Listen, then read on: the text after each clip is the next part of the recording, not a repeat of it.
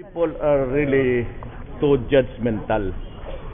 Just because it appeared in the YouTube and there was a scuffle, and the next scene that you see in that video was the wife shouting at the now and the now shouting at the wife.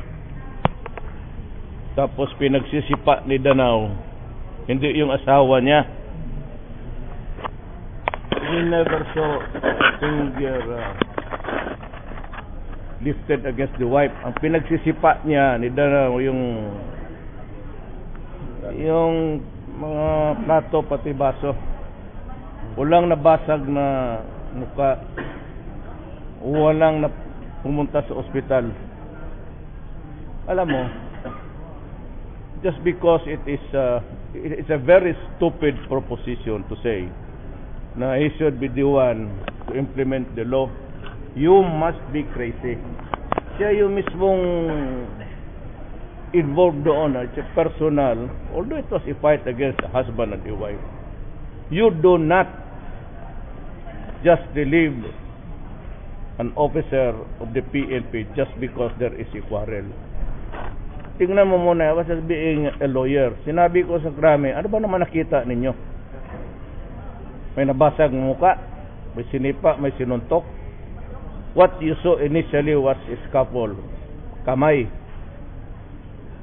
And just because it went viral sa YouTube, sabihin na ninyo na, too judgmental about it.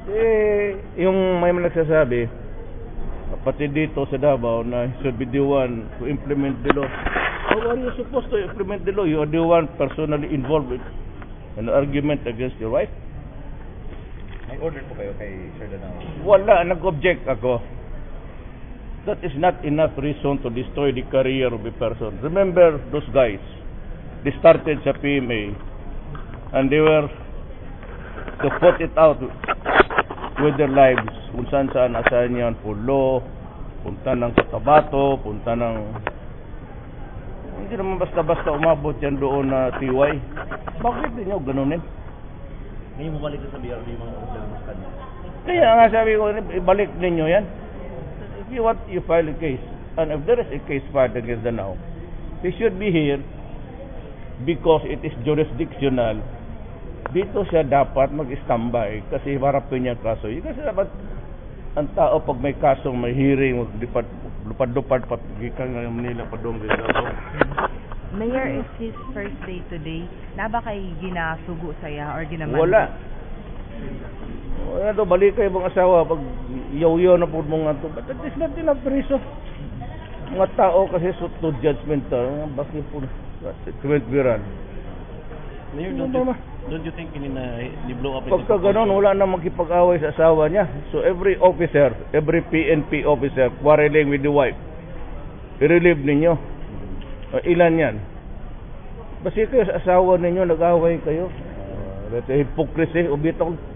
Don't you think that this happened here because he is now, he is the city director? Ano yun? Kinalkal eh. So they don't too judgmental about it. To say that siya yung implement ng batas, kalukuhan.